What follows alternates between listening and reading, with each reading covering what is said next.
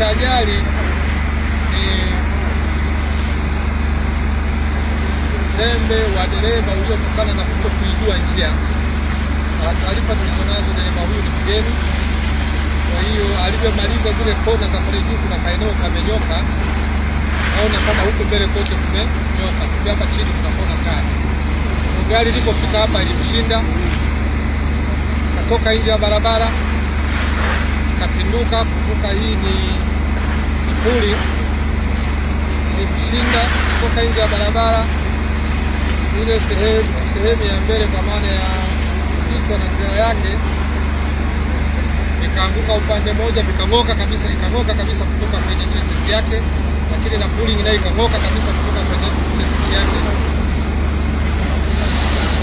Hadi utingo alifanikiwa kujinasua mapema na kuruka kabla moto haujamzingira, lakini kwa bahati mbaya dereva alibanwa akashindwa kujinasua mpaka moto ulipomuunguza na kuteketea kabisa, kiasi kwamba kama ingekuwa si kutambulika kwa gari, inawezekana hata utambuzi wake ungelazimika uwe kwa vipimo kwa maana ya DNA. Bado na watahadharisha madereva wachukue tahadhari.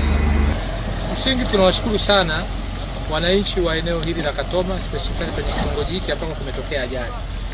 Kwanza, kama nilivyosema, waliwahi kutoa taarifa, angalau ikawa rahisi kupata msaada, lakini kubwa kuliko yote, hawakuingia tamaa ya kutaka kuja kuiba mafuta, kwa sababu kama wangeingia tamaa, manake ni wazi hapa tungelazimika kutumia nguvu kubwa, ikiwemo hata kupiga mabomu au matumizi ya nguvu nyingine ambayo ingeleta madhara zaidi.